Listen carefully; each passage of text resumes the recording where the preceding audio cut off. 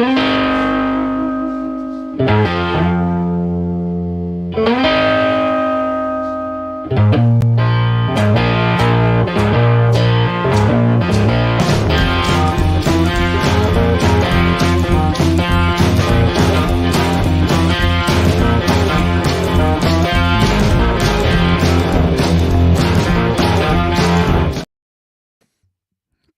it's time to rock. Midweek show, folks, on the channel. One person's watching. Well, that's probably me.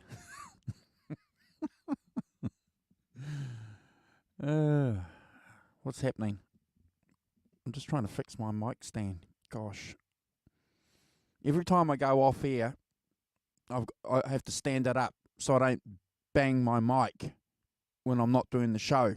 And then sometimes I don't tighten it up enough.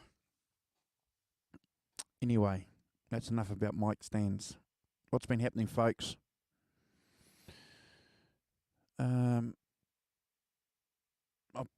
I'm probably going to repeat myself a few times during the show. Sorry about that if you're watching on a replay. But this commentary now is for you if you are watching on a replay. And the reason why I say that is the video I put up here on the channel yesterday. Give me a second. Mentioning the auction for this full guitar has 586 views. Not bad. Not bad for a small channel.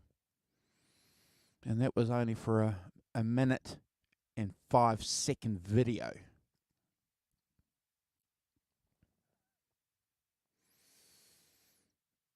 Nelson's made a comment. Good to see you, bro. I hope everything is fine. Thank you for your continued support on the channel. We'll let folks know when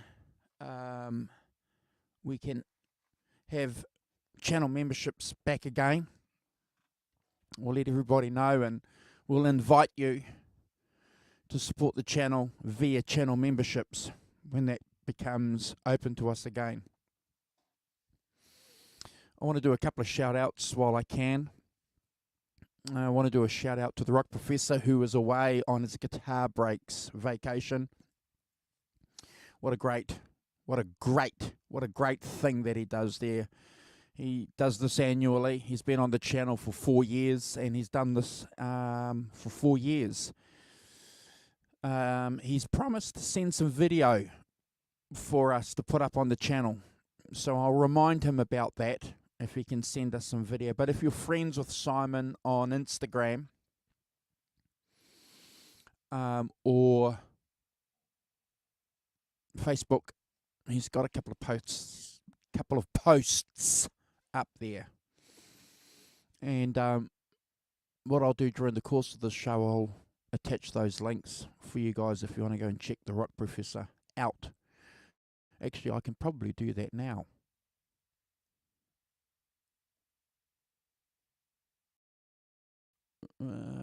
No, I don't know. I don't have it. Oh, naughty Andrew. I better find it. So I want to do a shout out to the Rock Professor, who's doing his guitar breaks thing.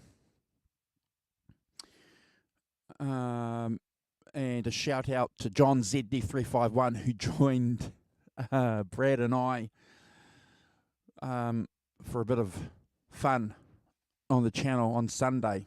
It was good to hang out with John. And we'll probably have John on the channel a few more times, I'm sure, folks. So we'll let you know when he's going to be on, because people have to prepare for that.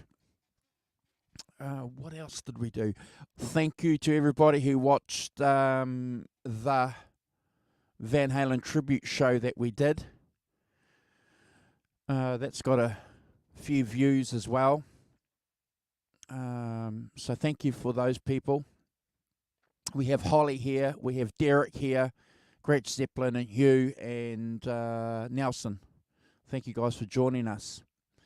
So thank you for the views, and like I said, if you guys didn't catch it earlier, we put up a video on the channel just over a minute yesterday, highlighting for people who weren't aware that the full SG, made famous by Eric Clapton during his Cream era, is going up for auction next month. Now, like a few other people that I spoke to when that story broke, we didn't know whether it was, a true story or not, whether it was a fabricated story or not. You just don't know sometimes on social media, folks, whether stories are true sometimes.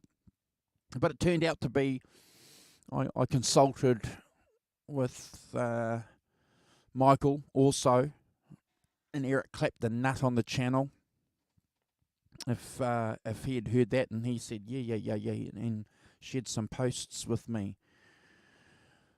So that's an interesting story, and hence why we're hanging out here for a little while, and we're going to talk about that because we all have some opinions on this famous Gibson SG, don't we? And I've got a video, not a video, I've got a channel that's highlighted the history of this guitar, and we'll go through that article if you want. We've done a few of these kind of hangout things in the past, and they've tended to go down pretty well. But I suppose the big question, while we've got people here, on the video we've had some people comment, and on our Instagram post about it. What do you reckon? I suppose the first question is, what's it going to sell for?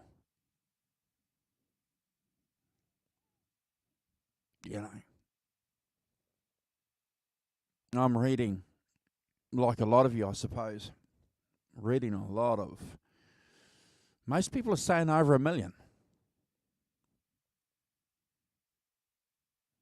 Some are saying 1.5. A lot of people are saying 2. Some people are saying 3.2 million. What do you reckon? When you consider the price of guitars that have been, excuse me folks, I'm going to itchy. When you consider the price of guitars that have been sold recently, it's quite feasible, isn't it? When you consider the history of this guitar, and the band that it was associated with, and obviously the guitar player who made it famous.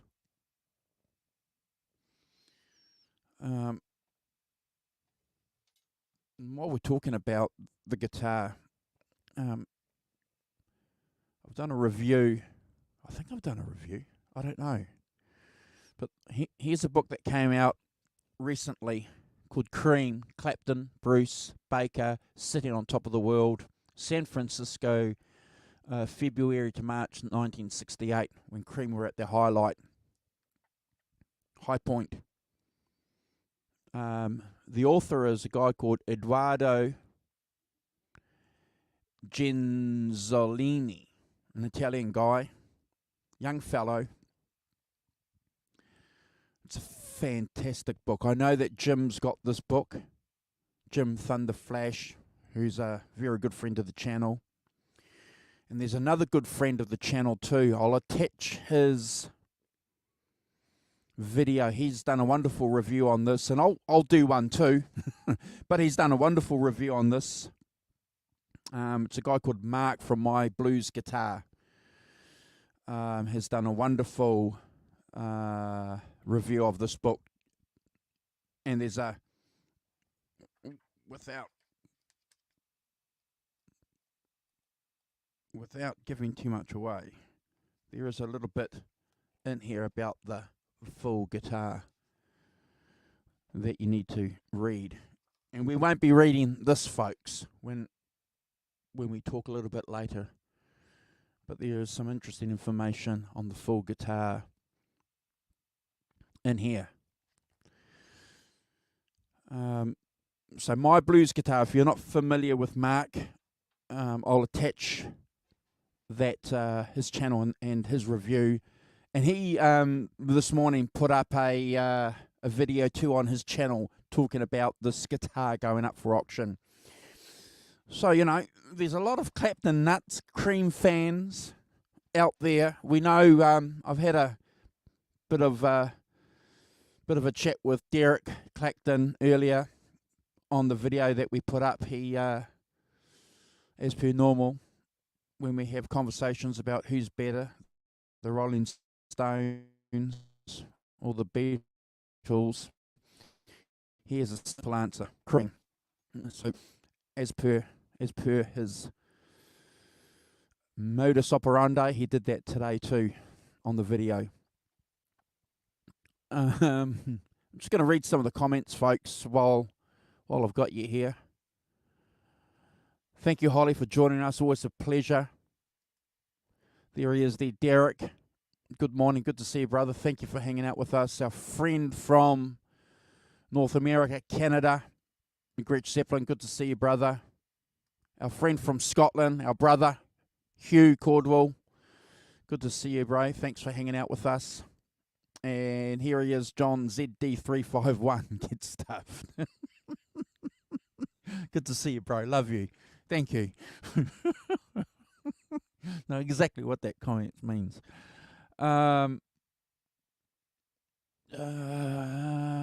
What's Holly saying? Holly's saying getting a phone call. Okay, she's going to come back. Gretch. If I was rich, I'd pay whatever it took to own. Yeah, well. Yeah. If I could afford it, I'd buy it too. Hugh.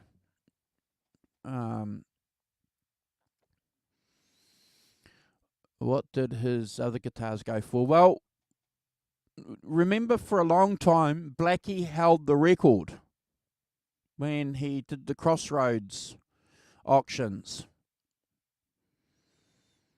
So,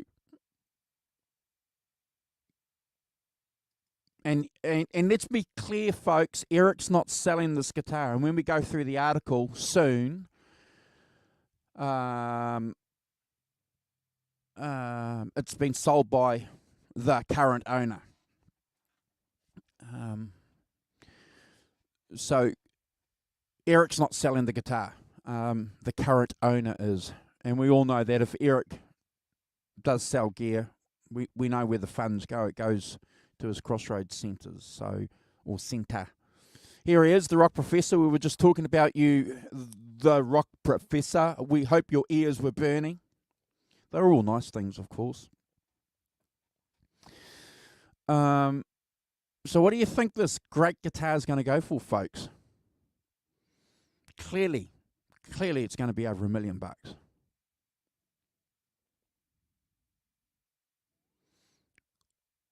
While we're talking about it, put down your thoughts about this guitar. It was always an unusual guitar, wasn't it? When you're a young guy and you're looking at guitar magazines and guitar books back in the day, and you came across that guitar, it was like, wow, you know, this painted guitar. I didn't really have an understanding of what was going on. You read a little bit more, and it's during that psychedelic period. The manager of the band, you know, got the people involved in set design and clothing design for the band, for Cream. You know, it was a fashion thing. It was, you know, it was artistic. It was a statement, wasn't it? It wasn't just about painting this guitar. But the guitar, after all this activity, has become clearly a symbol of this period of time. Most of Disraeli Gears was recorded with this guitar.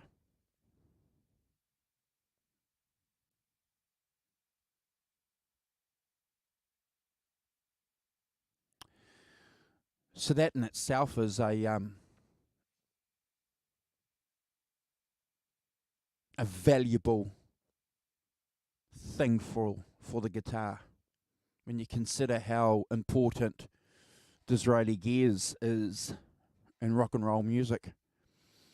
Incidentally, we've ranked that album too, folks, on the channel.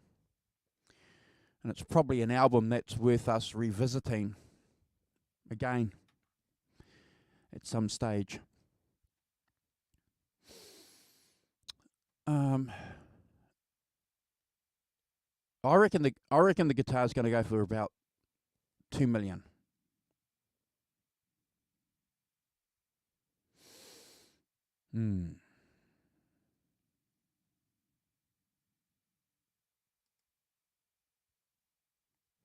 So here's this article.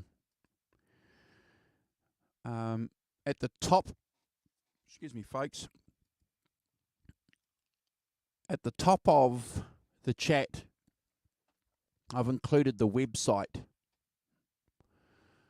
And I'm just going to,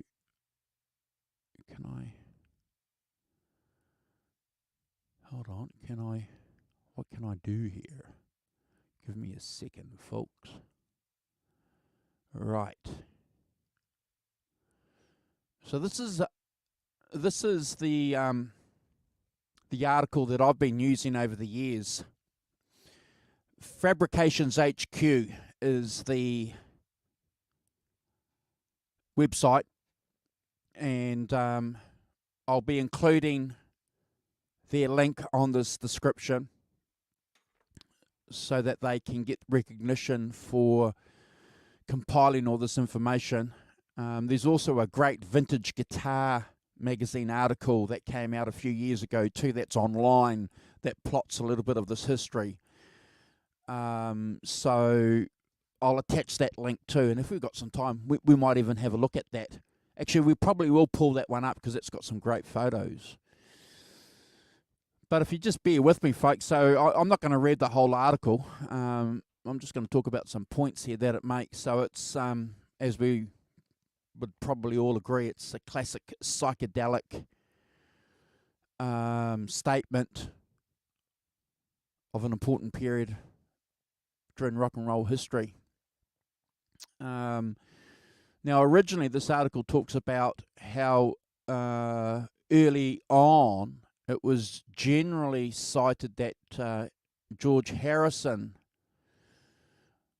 was the original owner of this guitar and passed it on to Eric Clapton, and then subsequently came into the possession of Todd Rundgren via Jackie Lomax.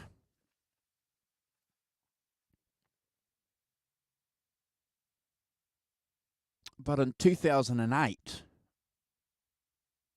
there was a wonderful article written by Steve Rosen, who's been on the channel too, folks, and recently has gained some fame with his Tone Chaser biography on Eddie Van Halen. And if you're not familiar with Steve Rosen, he's one of the greatest rock and roll journalists in the world. Worked for Guitar World, a lot of guitar publications. He's famous for a lot of things, interviewing a lot of famous guitar players over the years, but certainly famous for a wonderful interview that he did with Jimmy Page. But that's another topic. So there's a couple of quotes here that Steve Rosen talks about, so bear with me. So he says Clapton's Les Paul Standard had been stolen and replaced by this Gibson SG. And initially everyone referred to it as the Les Paul SG, but they were wrong. Les Paul did not like the new SG design and asked for his name to be taken off the model. By 1963, the guitars were known simply as SG standards, and there were no Les Paul SGs in 1964. So Rosen has it down as originally belonging to Eric Clapton, or at least he implies that prior to Clapton's acquisition of the SG, it was not owned by any other named musician. And then he makes a wonderful aside. Although there were indeed no Les Paul SGs in 1964, there has always been confusion in that regard, as nameplates affixed to some 64 models still stated Les Paul SGs. And that's a point that many people have spoken about since, which makes sense. And another belief always taken for granted, according to the website that we're reading from, was that this particular guitar was a 61 model. But again, Steve Rosen corrects that error in his article. And this is one of the reasons why Steve Rosen is fantastic, because it's these details which bear out the truth that a lot of people probably won't understand or will sidestep. So I'm going to quote, a close examination of the body revealed a sixth string hiding just under the lower left corner of the bridge pickup. Prior to 1964, only 4 screws were used. That was the giveaway. Clapton's guitar then was a 64 regular issue SG standard. Bear with me, folks. Another unknown had been the original colour, but Rosen's article was very detailed in that regard too. The original cherry finish was given a coat of white primer, and then the oil-based paints were applied on top, brushed on enamels. Every inch of the instrument was painted, including the back of the neck and even the fretboard. So, I'm just scrolling up, folks. Bear with me. And if I have a look there, so you guys there can see the guitar. So I'm just going to jump into the chat and see what you guys have been saying in the chat before we continue. The full SG must have featured on some Cream recordings than any other. Oh yeah, I agree with you, Derek. Yeah, and we'll continue because I think this article outlines that.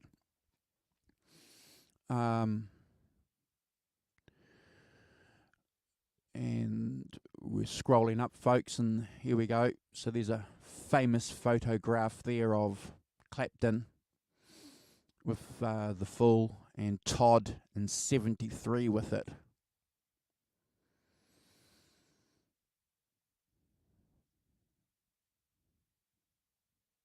So go and check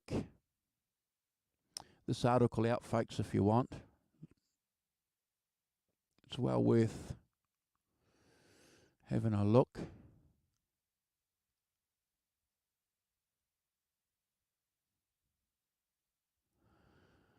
So I'll just read what it says under these photos. The famous psychedelic SG or full guitar. These shots were taken while it was in the possession of Jackie Lomax, or possibly immediately after Todd purchased it.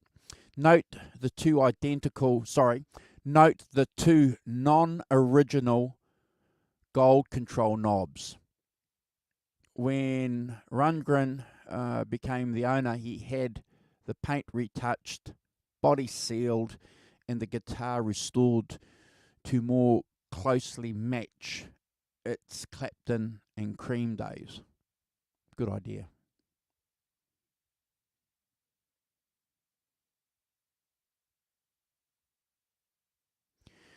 So we're going to quote from this article again. The full guitar became Clapton's main weapon of choice for nearly 2 years until the band broke up in November '68. It featured prominently on Cream's classic album Disraeli Gears, and was also used on the band's later records Wheels of Fire and Goodbye. And its live outings certainly didn't start and end with that 67 US tour. It can be heard on both Live Cream and Live Cream Volume 2, released a few years after the band's demise. It is also traditionally featured on Crossroads.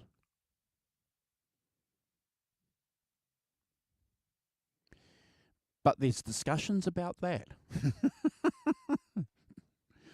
There's theories about that. Some people say the Crossroads on Live Cream was the Firebird.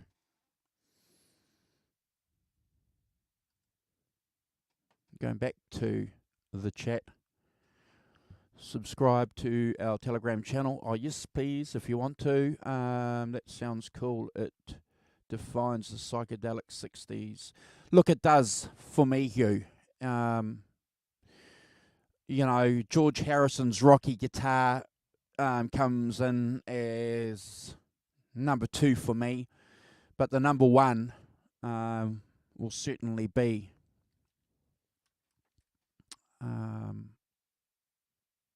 The Fool. So hold on, folks. I'm going to go and find that vintage guitar article.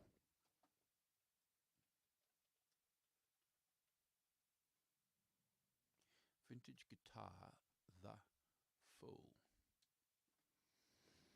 Here we go.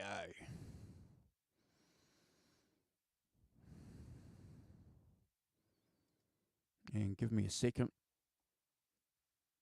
My dog is in here and wants to go out.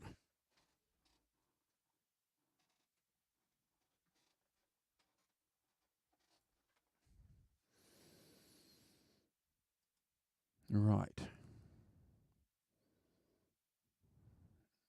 Add to screen. Right, here we go.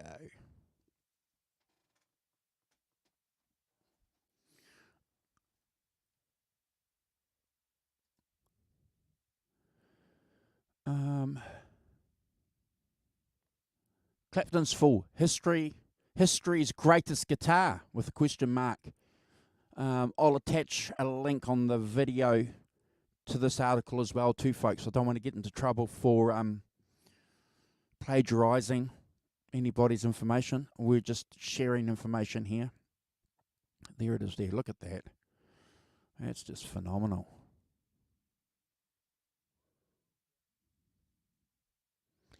Just phenomenal, isn't it?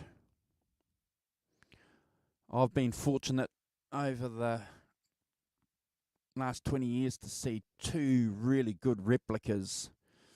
One was the first one that I saw was on a painted on a Epiphone SG, and that was okay. I would have given that 6 out of 10. But a few years ago, I saw one painted on a Greco SG. And boy, that was 10 out of 10.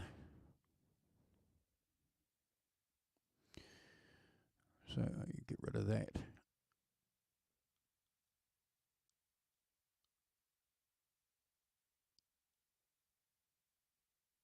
So here we go. So visually, the first picture-painted guitar in rock and roll history. It radically changed the concept of guitar from instrument to art object. The first art guitar created by artists. And I think that's the key. That's one of the keys for unlocking how much this guitar is going to go for. Because, as we said earlier, folks, amongst ourselves, this guitar sums up a period in history and popular culture and in the art world. It's not just, a guitar that Eric Clapton played on, which is probably enough for most of us. It goes on. Culturally, it's one of the leading cultural icons of an age. So that's just a nice way of saying what we've just been saying. One of the first embodiments of psychedelia and one of its most striking realizations ever. It evokes the most magical years of the mid to late 60s with its innocent love and drug culture and the first supergroup, Cream. Well, there's another $500,000. So that's 1.5 million. And then the third point, sonically. It's ground zero for a sound that did not previously exist. Epicenter of one of the most sought after guitar sounds ever. Its signature woman tone. And we've all seen that video of Eric Clapton discussing woman tone. So folks, that's another $500,000. So that's $2 million. And then we won't read it, but there's some great information on this article as well, and you would expect that to be the case with vintage guitar. Go away. Who was the Fool? So it talks about the Fool, which is really, really important. Began with two members who eventually grew into a collective. Its core members were Simon, also known as Simon Posthuma, Marik Koga, forgive me if I've pronounced that wrong, and eventually Josie Liga.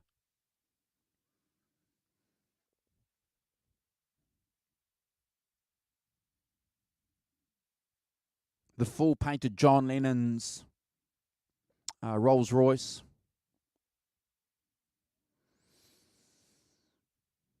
Look at this. And here we go. There it is there.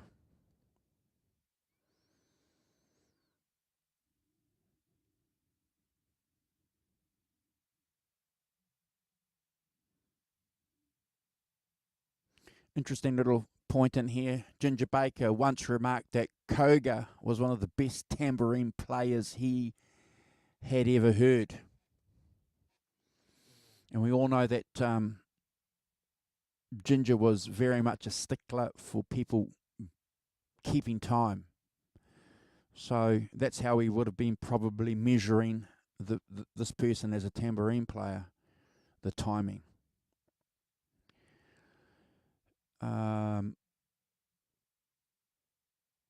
And then again, some more information here. This is fantastic. All available on the interweb. And the debut. Murray the K served as promoter on reviews with some of the leading acts of the day, with shows lasting 90 minutes and repeated in principle 5 times a day. Each act initially was allowed to play 2 or 3 songs. At the Spring 67 Music of the Fifth Dimension review, 2 new acts, The Who and The Cream, were to be introduced to the American public. It was slated for Saturday, March the 25th, through to Sunday the 2nd of April, at the RKO 58th Street Theatre in Manhattan. Due to the lack of familiarity of American audiences, neither Cream nor The Who were headliners. Rather, Mitch Ryder headlined with Wilson Pickett and Smokey Robertson, who never actually appeared, interestingly. Seconding Cream, billed as The Cream and The Who, came next in the billing. Direct from England, Cream were initially scheduled to perform 2 songs in each show, I Feel Free and either I'm So Glad or Spoonful. However, the logistics of cramming 10 acts into each 90-minute show was soon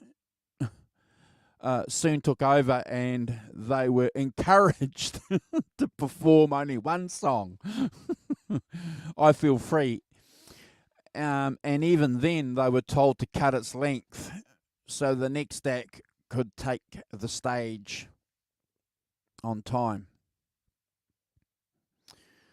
And then the article goes on to Hearing the Fall. So it talks a bit about Disraeli gears we've already discussed. Here's a quote here that I want to read to you. What is woman tone? Though subjective, it could well be defined as a guitarist's version of vox humana, a tone that sounds like a woman singing, ooh, softly, and with a healthy dose of vibrato. In an interview in August 67 issue of Beat Instrumental, Clapton described his style and tone saying, quote, I am playing more smoothly now. I'm developing what I call my woman tone. It's a sweet sound, something like the solo on I Feel Free. It is more like the human voice than the guitar. You wouldn't think it was a guitar for the first few passages. It calls for the correct use of distortion. Clapton illustrates the technique using the Fool in a 68 interview that can be seen on vintage.com special features, and we've already discussed that because many of us have seen that video a lot of times. He goes on to say, in the interview, he illustrates the various tonal possibilities and demonstrates the wah, and that's fantastic, isn't it? Because he stamps on it, and you can hear it bang. All the while using his customary Marshall stack, while Jack Bruce looks on approvingly. The woman tone, he goes on to say, is produced by using either the bass pickup or the lead pickup, but with all the bass off, Clapton says in the interview. In fact, if you use both pickups, you should take all of the bass off on the tone control. That is, turn it down to 1 or 0 on the tone control, folks. And then you turn the volume up full. And then obviously the intro to Sunshine of Your Love is arguably the best illustration of the full-blown woman tone. And we're going to scoot on. Here's some little points here too on this article, fantastic article about the guitar when Todd had it. If you're interested, go through and have a look here. Yeah.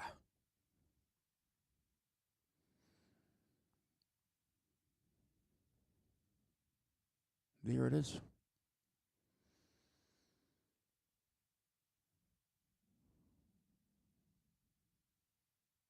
Let's see what you guys have been saying in the chat. Get rid of that. Should we anticipate a 2K Epiphone? You're right.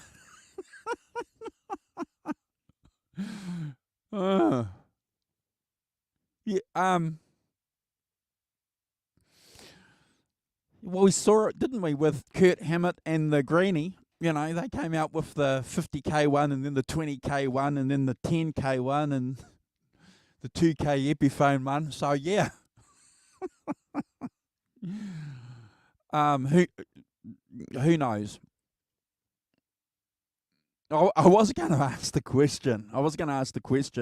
Do you think this would spur people on to go out there and, you know, grab an SG, you know, that SG, and paint one?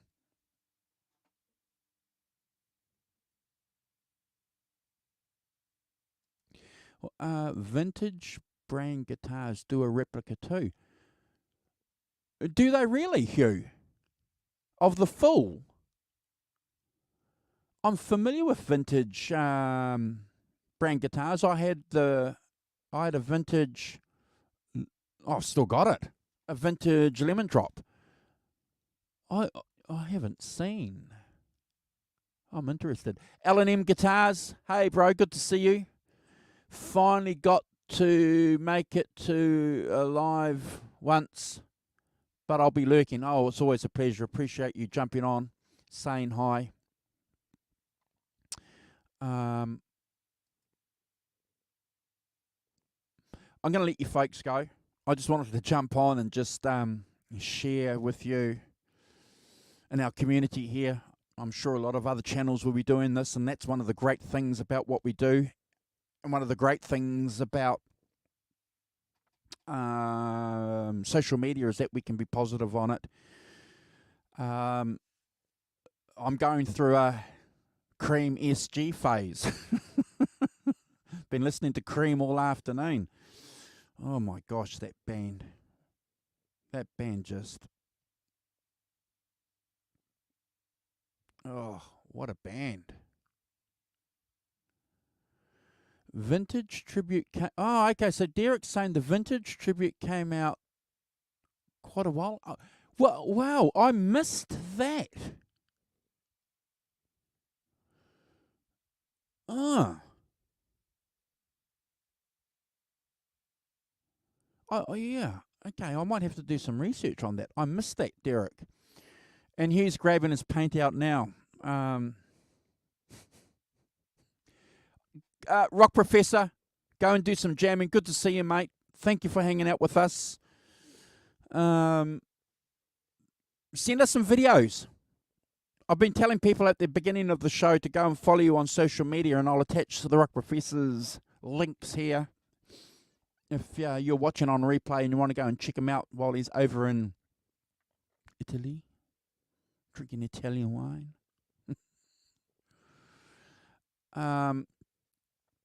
Yeah, okay, so, excuse me. Like a lot of us, we're really excited about what this kind of activity around this guitar is going to do for the music that we love. You know, we all know that once things start rattling and shaking around over here, it permeates and transcends, and, you know, it's like throwing the stone in the pond and you get the ripples, you know. So there's going to be an upshot of something around this guitar going to auction. You know, clearly it's going to be around Cream. And so we'll continue pushing that forward too on the channel as well. We'll be going through some Cream things over the next couple of weeks, folks. So we'll cream you out, Derek, if you want.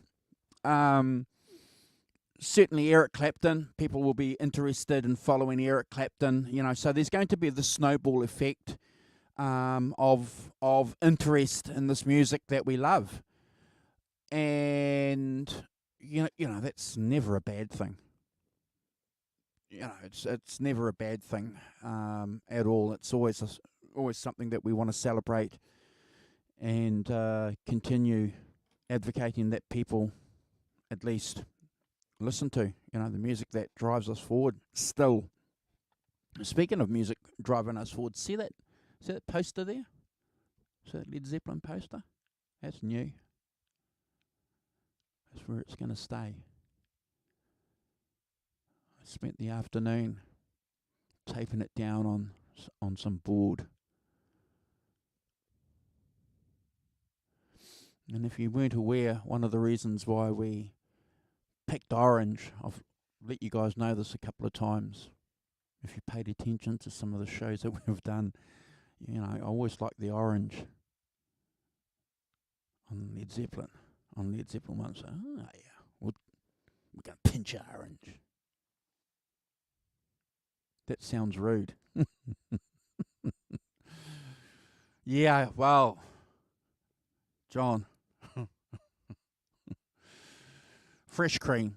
So long as it's fresh cream, we'll be fine. Hugh's saying, talking about the woman tone. Hugh's saying the solo on I Feel Free is perfect. Perfect. Oh, man. Yeah. So isn't it interesting? Because you've got this song which is, these guys singing this beautiful song, and then it has the solo, which shouldn't be there, technically. But it is. And it's like, what is it? So just imagine being around in 1967. Well, we can, because we've all listened to the song for the first time each in our own lives. So we can kind of imagine it, can't we? How groundbreaking and revolutionary it was. I just want to be friends. Look, folks, look at that. 46 minutes. I was only going to come in, hang out with you for about 30 minutes. Always appreciate the support.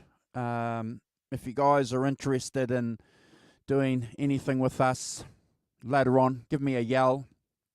We've got John ZD351 joining us with Zach Edris, Brad the Backdoor Man, and myself. We're going to be ranking the tracks of Whitesnake's 1987 album. And if you haven't already been given the information, we're going to be doing the English version of it.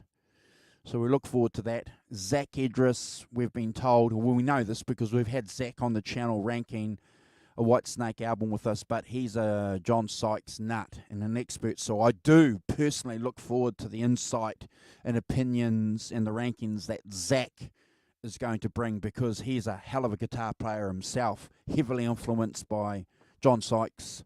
So we do look forward to that, don't we, John? And then there's no Sunday show the week after when the Rock Professor gets back from his guitar breaks. I've got some family things that I have to do, so we won't be doing anything on that Sunday, but we'll be doing something midweek. Sorry about that, folks. We always try and be consistent on the Sunday. There is a vintage full on reverb, and they're asking more than 2K. Well, look, this is one of the interesting things, isn't it, Martin? When you see something like this being sold, replicas come out and people tap into it, and it's like that snowball thing that we were just talking about 10, 15 minutes ago. There's going to be obviously a snowball of commercialism involved with this guitar going to auction. Look at, we're in it. We're doing it. We're here live. We're part of it, So people want to take advantage of that. That's fine, because if you got 2K and you want a full guitar and you can't afford 2 million, maybe Hugh, that's the guitar. Go and buy that one, Hugh, on Reverb. It's only 2K. And when you buy it, come on and do a show with us. Absolutely, totally agree. Yeah. Well, Martin, you talk gear on your channel. You know what's going on. It's a business, at the end of the day, and if you can tap into that business and be part of it, and get something from it. One point before we go, so like everybody knows that we're Van Halen nuts here on this channel too, and I've spoken to a couple of guys over the years who always wanted a striped guitar, not because they wanted to go up and play Van Halen riffs, because they're blues guys like me, a la me, but they always wanted a striped guitar, but couldn't really do it themselves. And then when EVH came out with the striped guitars and they were reasonably affordable, people bought them. So,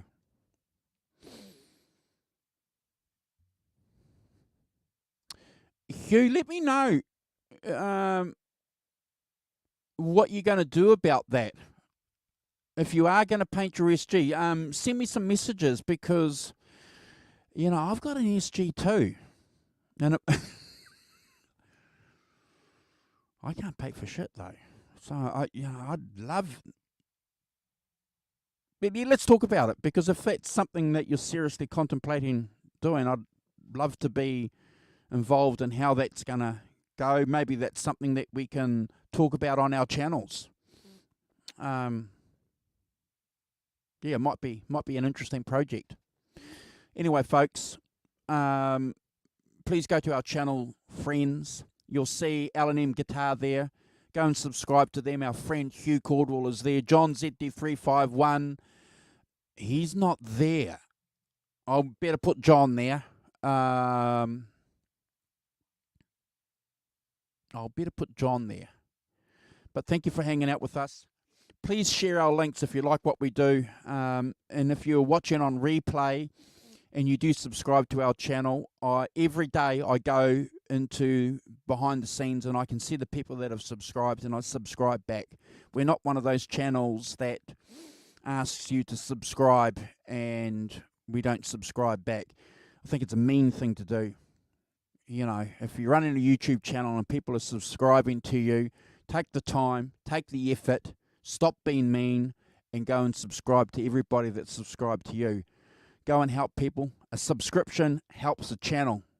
It's going to help the channel go from 999 to 1,000. One sub. Thanks, folks. See you Sunday.